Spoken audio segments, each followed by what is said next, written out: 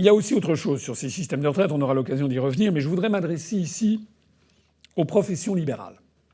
En particulier, j'ai à l'esprit spécialement les avocats. Les avocats, mais aussi les notaires, etc. Toutes ces professions libérales qui, je suis obligé de le constater, en tout cas d'après les études sociologiques, ce sont des professions qui souvent sont très aisées et qui ont souvent majoritairement, très majoritairement, voté pour Macron et pour En Marche. Et encore plus majoritairement qui veulent rester dans l'Union européenne. Parce que nous connaissons un peu le profil sociologique de nos adhérents et nous savons bien que ce sont dans ces catégories sociales de la population, les notaires, les avocats, etc., que nous avons. On a des adhérents qui sont avocats, qui sont notaires, mais ce n'est pas là ce ne sont pas les professions où nous sommes les plus représentés. Les dentistes, etc. Je voudrais dire à toutes ces professions, en particulier aux avocats, qu'elles ont vraiment, vraiment du souci à se faire avec la réforme Macron et que peut-être, elles vont commencer à se poser des questions dans les mois, les années qui viennent, sur les choix électoraux qu'ils ont faits et sur leur refus d'intégrer les informations que nous leur donnons et que je leur donne depuis 12 ans. Trouverions véritablement regrettable. Et là, est-ce que vous avez, on est dans le milieu de la journée, est-ce que vous avez eu du nouveau, vous avez une réponse à votre lettre ou pas encore? Pour l'instant, nous n'avons eu aucune réponse à notre lettre. Aucun contact n'a été pris. C'est toujours ça, moi, qui m'étonne. Il n'y a pas un coup de fil qui circule entre vous, la conférence des bâtonniers, Nous n'avons eu strictement aucune réponse à notre lettre qui a été portée hier en fin de matinée. Vous l'imaginez bien que la réaction n'a pas tardé en ce qui nous concerne. Donc demain, vous n'irez pas au rendez-vous si vous n'avez aucune réponse et si cet amendement n'est pas retiré. Et s'il n'est pas retiré ou qu'il y a un engagement formel de retrait. Ouais. Ce qui est intéressant, c'est de voir que donc ce serait l'État qui va décider du niveau des retraites à partir d'un certain niveau. Donc dans le cadre de la négociation autour du calcul du point, ça montre bien quand même que l'État il compte bien, en tous les cas, garder les manettes sur la valeur du point, parce que derrière c'est l'équilibre bien sûr du système des retraites qui est en jeu. Donc, et vous avez bien compris pourquoi est-ce que nous ne voulons pas régime autonome, que le montant de nos retraites soit fixé ainsi et que la valeur du point avocat soit transformé en point régime universel. D'un refus d'examiner à la loupe le rapport des grandes orientations des politiques économiques annuelles publié chaque année donc par la Commission européenne.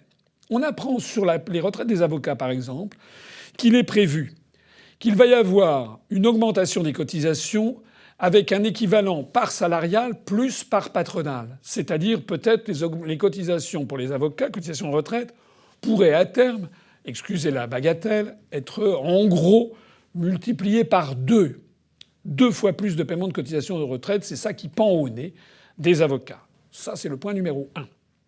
Le point numéro 2, c'est qu'il est prévu également qu'il y aurait une baisse des retraites qui frapperait les avocats avec notamment le système des carrières, puisque les carrières des avocats sont désormais beaucoup moins linéaires, il y a beaucoup plus de changements.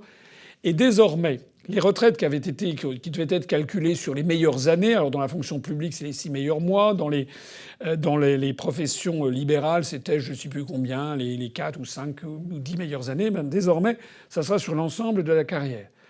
Or, les carrières étant moins linéaires, eh bien, il y a très probablement une baisse des retraites. C'est la deuxième cerise sur le gâteau des avocats. Et puis la troisième cerise, si j'ai bien compris, on est encore dans les prolegomènes, on va voir à quelle sauce tout ceci va être accommodé, mais si j'ai bien compris également, c'est qu'il est prévu qu'il y aurait une réversion au régime général de l'assurance vie collective constituée par les avocats. Ce qui signifie, alors ça fait déjà cette affaire soulève une bronca dans le milieu des avocats, ça veut dire qu'en fait, l'assurance vie collective qui a été constituée tout au long de leur vie par les avocats, au lieu qu'ils en bénéficient eux-mêmes, ça serait reversé en fait au régime général des retraites. C'est-à-dire c'est en fait la triple peine qui attend le monde des avocats. Et puis au-delà, j'imagine que la même chose va s'appliquer aux notaires, à toutes les professions libérales diverses et variées. Voilà. Mais en même temps, on voit bien que le gouvernement prend son temps, Jean-Paul Delevoye prend son temps. Donc il y a une loi cadre, ce que nous expliquait Gilles Legendre ici même. Nous est le président du groupe La République En Marche à l'Assemblée nationale. Il y aura une sorte de loi cadre qui va être déterminée, qui va être adoptée. Puis à l'intérieur, il y aura toutes les spécificités. Vous allez rejoindre à un moment ou à un autre cette maison commune. Et pour nous, c'est hors de question. Pour nous, professionnels libéraux, pour nous, avocats, c'est hors de question. Et d'ailleurs, nous ne sommes pas les seuls. Les infirmiers qui vont également être le plus à pâtir de ce régime universel. L'ensemble des professionnels libéraux, nous refusons d'intégrer ce régime universel. Oui, ça sera la loi. En tout cas pour les syndicats qui sont dans SOS Retraite. Voilà. J'avais, depuis plusieurs années, notamment dans des conférences publiques, j'avais comparé la construction européenne à l'instauration progressive d'une dictature qui commence par s'attaquer à des catégories sociales les unes après les autres avant de s'attaquer à toutes. Et j'avais cité notamment le pasteur allemand Niemöller qui, pendant les années 40, faisait partie de l'opposition au régime nazi, qui avait d'ailleurs été en fait interné en camp de concentration. Et le pasteur Niemöller avait eu ce poème, alors que je cite de mémoire, mais qui était, comment dirais-je, il disait lorsqu'ils sont venus chercher les communistes, ils, c'était les nazis, je n'ai pas bougé, je n'étais pas communiste. Lorsqu'ils sont venus chercher les juifs, je n'ai pas bougé, je n'étais pas juif. Lorsqu'ils sont venus chercher, je sais pas, les handicapés, je n'ai pas bougé, je n'étais pas handicapé. Lorsqu'ils sont venus me chercher, il n'y avait plus personne pour me défendre. La construction européenne agit de la même façon. Et je voudrais dire à toutes les personnes, les professions libérales qui m'écoutent, les avocats, les notaires, qu'ils méditent bien ce que je vais dire. Lorsqu'ils sont allés détruire l'agriculture française, vous n'avez pas bougé parce que vous n'êtes pas agriculteur. Lorsqu'ils sont venus détruire l'industrie française et le droit du travail des ouvriers, vous n'avez pas bougé, vous n'êtes pas ouvrier. Lorsqu'ils sont venus détruire les petites communes de France, vous n'avez pas bougé, vous n'êtes pas maire d'un petit village. Et là, maintenant, lorsqu'ils viennent vous chercher, qui va vous défendre? C'est pour ça qu'il est minuit moins 2. Et c'est pour ça que l'UPR s'adresse au peuple français tout entier. Pour nous, il n'y a pas d'avocats, de notaires, d'ouvriers, d'agriculteurs. Il y a des citoyens français qui doivent être reliés entre eux par la solidarité nationale et qui doivent comprendre qu'ils ne doivent pas se faire, comment dirais-je, curiasser, comme on dit, comme les Horaces et les Curiaces, ils ne doivent pas se faire traiter les uns après les autres. Il faut que nous soyons tous solidaires pour défendre non seulement notre liberté, notre souveraineté, notre indépendance nationale et notre démocratie, mais tout simplement aussi notre niveau de vie et notre système de retraite, quitte à maintenir encore, pour un temps, les régimes spéciaux de retraite. Oui, ça sera la loi, en l'occurrence, donc vous serez bien obligé de vous y conformer. Alors pourquoi vous y opposez? D'accord, vous êtes excédentaire. Ce qu'on peut dire, c'est que pour l'instant, vous avez été bien géré, vous avez des conditions favorables, parce qu'aujourd'hui, de mémoire, mais je peux me tromper, il y a 4 avocats actifs pour un retraité. C'est presque l'inverse, en fait, du système général. Mais ça va, la courbe peut très bien s'inverser, hein, en l'occurrence. Donc, vous pouvez à un moment avoir besoin peut-être des autres pour équilibrer votre système. Alors, depuis 1945, vous imaginez bien que le barreau a beaucoup évolué et a toujours su s'adapter à ces évolutions, bien évidemment. D'autant que, je vous rappelle que nous avons parallèlement Raphaël Gauvain qui soutient un avocat en entreprise, le projet d'avocat en entreprise, donc nous ne sommes pas prêts de diminuer si effectivement ce que Raphaël Gaudin étant qui, pardon? Raphaël Gauvain, le député, oui. Ah oui, et son rapport sur le legal privilege et l'avocat en entreprise. Très clairement, nous ne sommes pas prêts de diminuer. Premier point. Deuxième point, nos réserves sont justement là pour répondre à un inversement de la courbe démographique. Donc, ont été constituées par sécurité. Et puis surtout, nous sommes des professionnels libéraux. Nous payons 100% de nos cotisations sociales, contrairement aux salariés, au régime général, au privé, au public, qui, eux, ne supportent que 40% de leurs cotisations. Comment mélanger des choux et des carottes? Ça n'a strictement rien à voir. La solidarité, nous la connaissons. Puisque nous sommes solidaires avec le régime général, nous lui versons plus de 80 millions d'euros à ce régime général, 1350 euros par avocat. Oui, parce que vous n'êtes pas complètement déconnecté. Vous n'êtes pas complètement déconnecté. Vous avez un lien quand même avec le régime général. Nous avons une totale autonomie et nous sommes solidaires, c'est-à-dire que les avocats versent 1350 euros par avocat au régime général par solidarité. Et la solidarité, nous savons ce que c'est, puisque notre régime de base est fait de telle façon que, quelle que soit votre carrière, que vous soyez un avocat qui marche très bien ou qui ne marche pas bien, que vous ayez eu des congés maternité, etc., nous percevons tous la même retraite de régime de base. Ouais. Et ça, cette solidarité, nous y tenons. Elle est indispensable pour nous.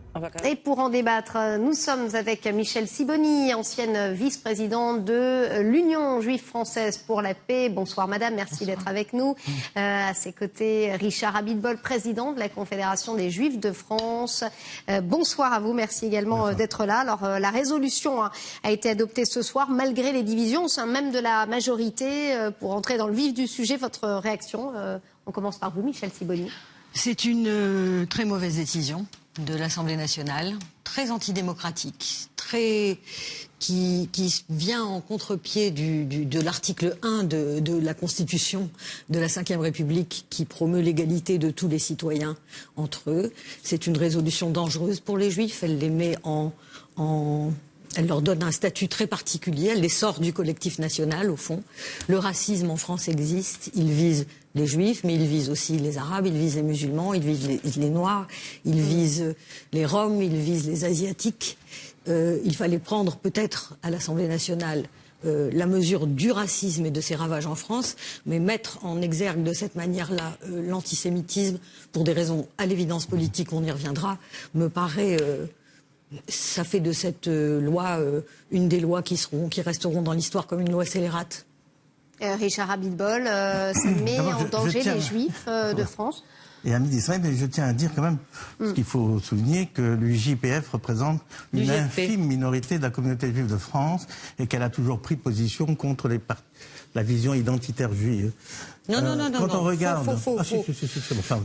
Ça veut dire quoi la vision identitaire juive? Nous sommes des Juifs et nous sommes une organisation juive pas mineure. Nous sommes sans doute la première organisation. Alors attendez, Michèle Sibony, on va laisser parler Richard Abitbol et vous allez lui répondre après. Merci. Donc, pour parler du texte de ce soir, je vais vous lire le texte. C'est ce qu'il y a de plus simple. Le texte est déjà assez compliqué, alambiqué pour ne frustrer personne.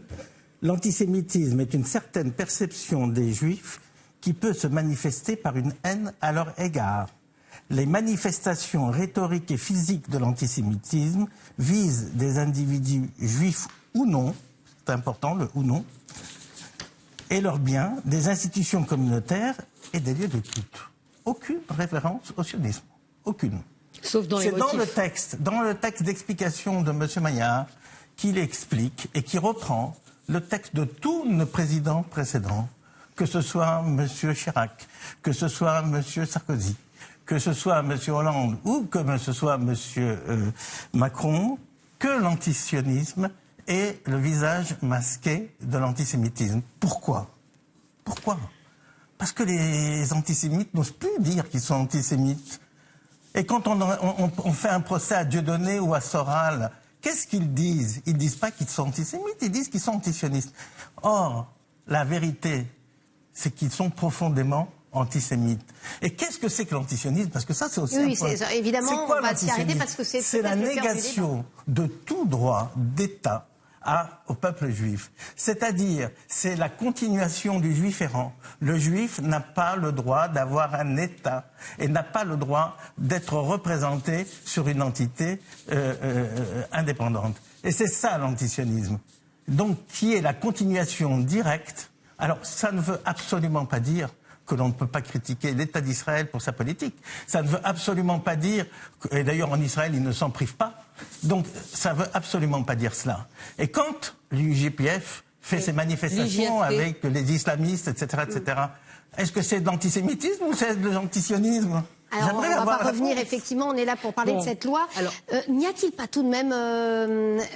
il faut s'arrêter sur, vous avez raison, sur cette notion de sionisme, on le rappelle, théorisée par Theodor Herzl au XIXe siècle, ça date, les Juifs ont droit à leur État. Est-ce que ce n'est pas tout simplement une confusion des genres avec la critique, tout simplement, de la politique de colonisation de l'État d'Israël et des gouvernements de droite? Si vous permettez, quand même, je peux reprendre la parole là-dessus. Je vous pose une question tout de suite à tous les deux pour répondre. Est-ce que pour vous, la création de l'État d'Israël... Non, moi je suis pas là Non, mais vous pouvez parler de colonisation, il faut répondre à colonisation. Est-ce que pour vous, la création de l'État d'Israël est une colonisation en soi? Alors, moi, je demande la parole. Là. Ça me paraît être la moindre des choses.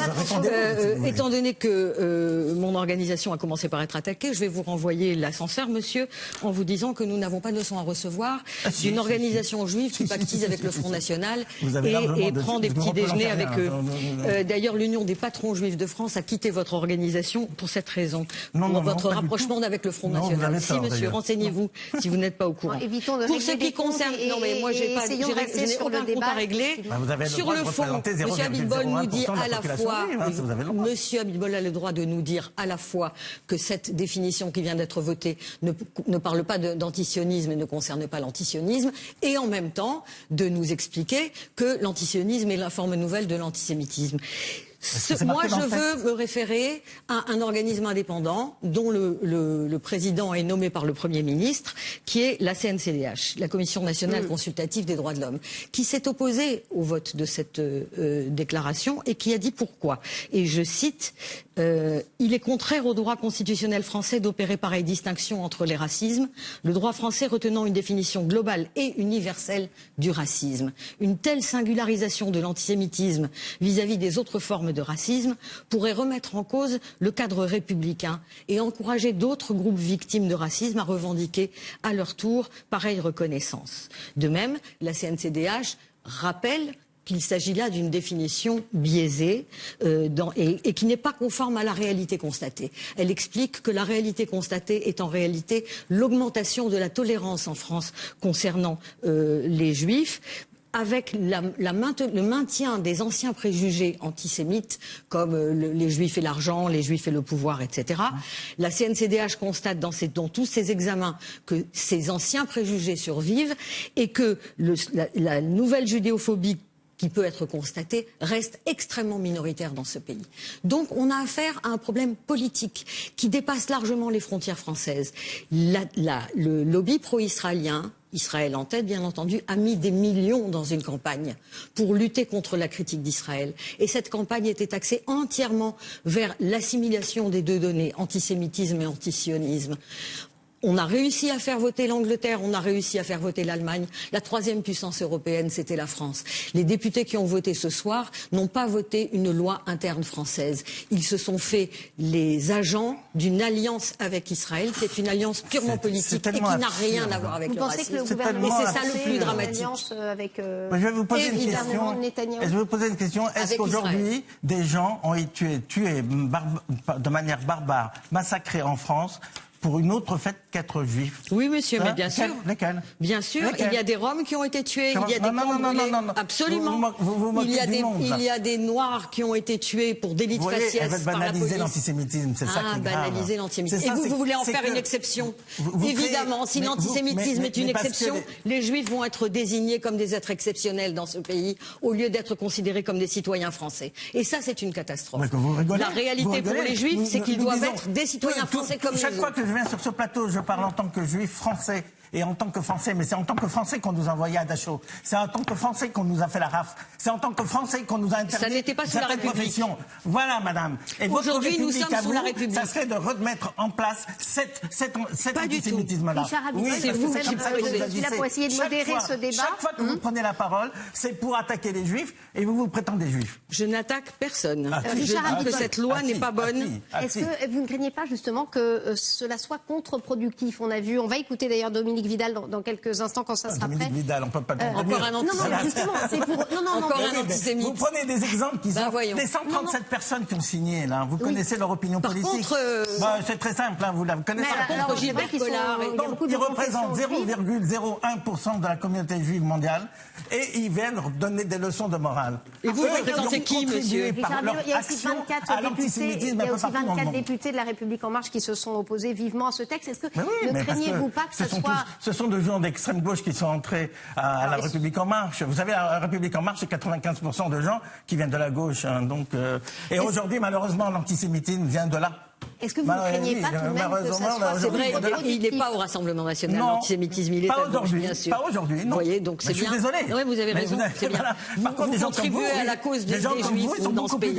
Le rapprochement de l'extrême droite. On va tout de même écouter, même s'il ne vous plaît pas, Dominique Vidal, journaliste au Monde, diplomatique et historien spécialiste des relations internationales, qui fait effectivement partie des signataires de cette tribune dans Le Monde. C'est surtout que la démarche n'est pas la bonne.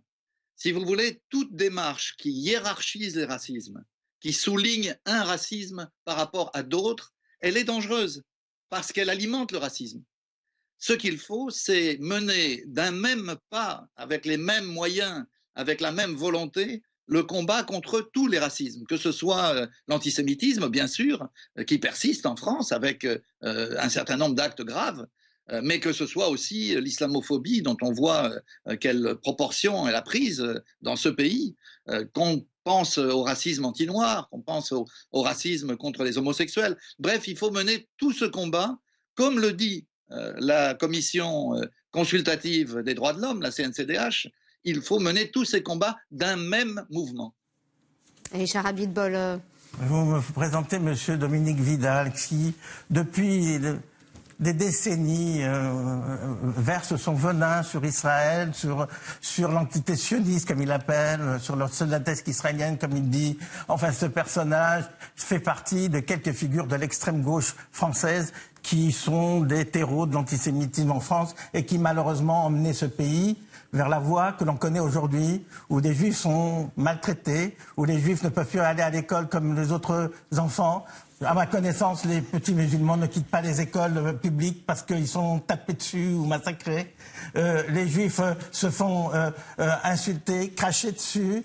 Enfin, arrêtons. Si vous voulez continuer à ce que l'antisémitisme fasse qu'il n'y reste plus un seul juif en France aujourd'hui, continuez comme ça. Continuez à présenter des monsieur Dominique Vidal et des madame de l'UJPF. Vous êtes invité et vous avez la parole au même titre. Qui a pris un slogan qui est très confondant, puisqu'ils sont créés après l'UPJF, qui est l'Union des patrons juifs de France, pour créer la confusion. Pour créer la confusion. Oui, l'UJFP pour créer la confusion. Ça n'a rien à voir avec Richard Abitbol, vous avez la parole. On n'a pas de parti pris ici sur RT France. Vous le sinon, je ne serais plus là. Non, sinon, je ne serais plus là. Non, moi non plus, je ne serais pas là. Si on devait prendre un parti, on n'est pas là pour prendre parti. Vous êtes là, effectivement, pour défendre votre opinion. Tout comme Michel Sidoni défend la sienne. Je tiens vraiment à le préciser ici. On n'a pas choisi. Voilà, Dominique Vidal est signataire de cette tribune. C'est pour ça qu'il a été choisi pour témoigner, pour faire avancer le débat. Et avec ça s'arrête là. Ma question, c'est est-ce que vous n'avez pas peur que, effectivement, cette résolution puisse être contre-productive à ceux qui critiquent, justement, disent voilà, il y a un cas particulier. On ne peut plus critiquer les Juifs en France. Voilà, c'est une question que je vous pose. N'avez-vous pas cette crainte? Je crois que la parole est à moi, là. Je vous ai lu le texte. Je vous ai lu le texte. Est-ce que dans ce texte, il y a le mot sioniste? Je vous pose la question, vous l'avez lu comme moi? C'est la critique, effectivement, qui est faite au sein même de la majorité. Vous ne parlez que de cela, monsieur.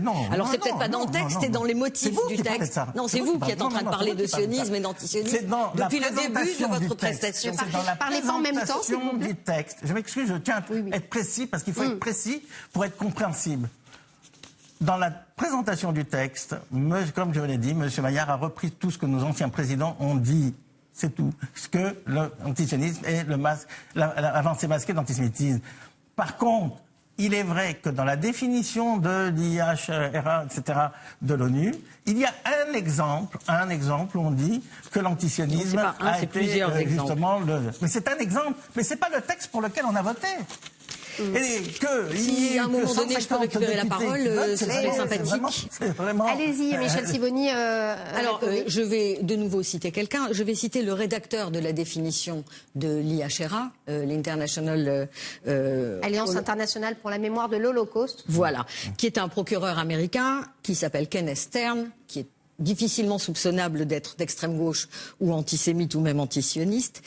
Il a condamné par écrit les effets de l'adoption par le Royaume-Uni et par d'autres pays de cette définition, et il a parlé de macartisme. Pourquoi?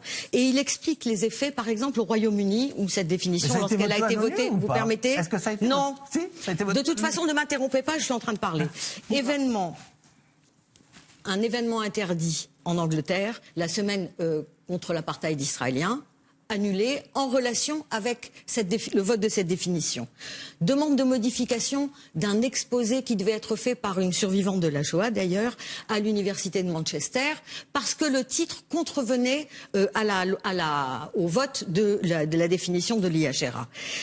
Une association a demandé une enquête pour antisémitisme à l'université de Bristol contre un professeur diplômé de Columbia pour un ancien article.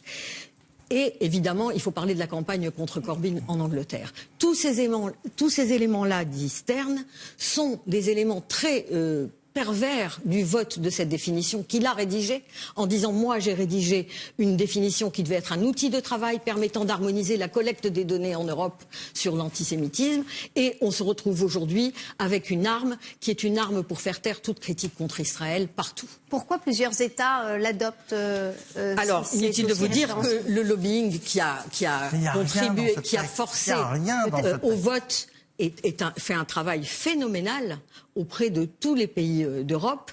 Et effectivement, l'antisémitisme a toujours fait peur aux pays européens parce qu'ils ont... Les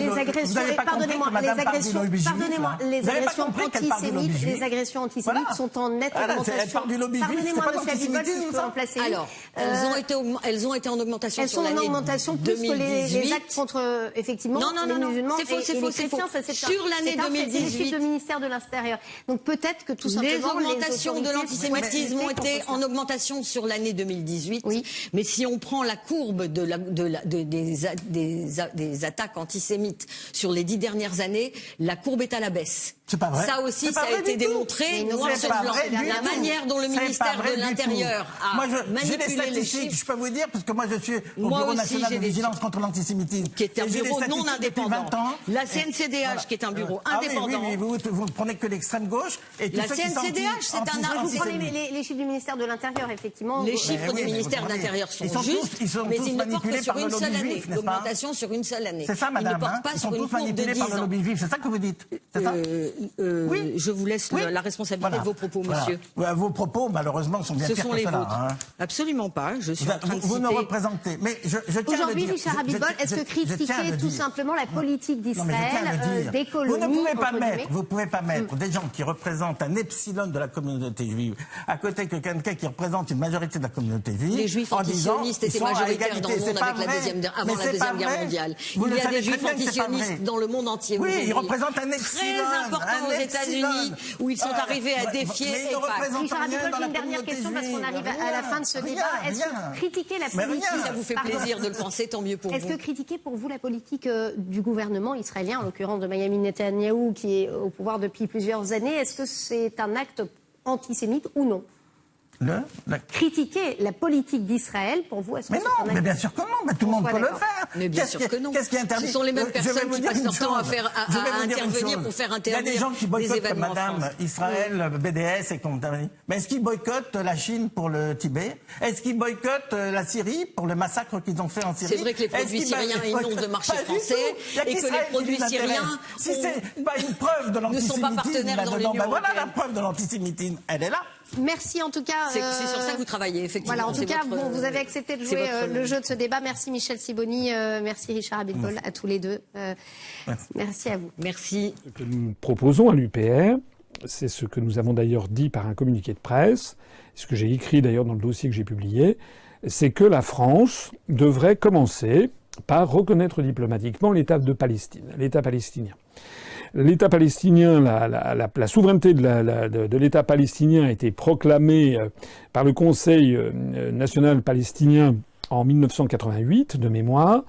Depuis lors, il y a 137 États dans le monde sur les 193 que compte l'Organisation des Nations Unies qui ont reconnu la Palestine comme un État souverain, diplomatiquement, donc ont ouvert des relations diplomatiques avec une représentation diplomatique auprès de l'État palestinien. Et ça fait donc 71% des États du monde. Et puis 29% des États du monde, c'est-à-dire 193 moins 137, eh bien, donc ça fait à peu près 56 États dans le monde, essentiellement les pays de l'OCDE, c'est-à-dire les États-Unis d'Amérique, les pays, le Canada et un certain nombre de pays d'Europe de l'Ouest, plus le Japon et la Corée, plus un certain nombre d'affidés des États-Unis. Eux n'ont pas encore reconnu l'État palestinien. Alors, moi, je ne vois pas pourquoi il en est ainsi. Dans la mesure où la politique officielle de la France consiste à œuvrer en faveur de 2 États, je ne comprends pas que l'on puisse encore, maintenant ça fait donc depuis 30 ans que cet État palestinien a proclamé son indépendance et sa souveraineté. Je ne comprends pas que la France continue à entretenir une relation diplomatique avec l'État d'Israël et refuse d'en avoir avec l'État palestinien. La France doit reconnaître l'État de Palestine. Je ferai remarquer d'ailleurs qu'au sein même de l'Union européenne, il y a 8 États qui ont reconnu l'État palestinien, qui sont, alors de mémoire, la Suède, le Portugal, la Pologne, la Hongrie, la Bulgarie, la Roumanie. Je dois peut-être en oublier la République tchèque et la Slovaquie. J'en oublie peut-être encore un. Voilà. La Russie, la Chine, l'Inde, la quasi-totalité des pays d'Amérique latine, d'Afrique, du Moyen-Orient et d'Asie reconnaissent l'État palestinien. Donc tant qu'il n'y aura pas ce sentiment d'égalité et de traitement entre les 2 parties, déjà on ne pourra pas avancer beaucoup. La deuxième chose aussi à laquelle je pense, là pour cette affaire en ce moment, je pense que la France, étant membre du Conseil de sécurité des Nations Unies, devrait prendre l'initiative, alors à la fois de soutenir, là, il y a une demande d'enquête internationale qui a été faite, mais qui a été bloquée par les États-Unis, donc la France pourrait soutenir une proposition qui avait été faite par le Koweït au Conseil de sécurité il y a quelques jours.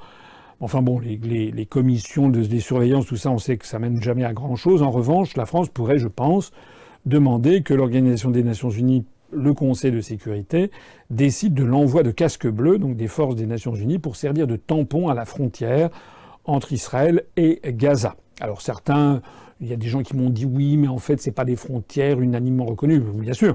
Mais les casques bleus ne sont pas forcément placés là où il y a des frontières juridiquement reconnues. Ils sont là pour servir de tampon entre les belligérants. Et je trouve que la France devrait proposer l'envoi de casques bleus pour essayer d'éviter ce massacre et ce bain de sang. On ne peut quand même pas, la conscience universelle, la conscience morale, ne peut pas rester les bras ballants devant un peuple comme le peuple palestinien qui se fait, excusez-moi l'expression triviale, mais canarder comme ça, c'est pas possible. Même si parmi ceux-là, il y a des gens qui appartiennent au mouvement Hamas, c'est pas le fait d'appartenir au mouvement Hamas ne vaut pas condamnation de mort dans le droit israélien ni dans le droit international. Il faut quand même pas exagérer, c'est un scandale. Je ne veux pas te faire la morale, mais t'expliquer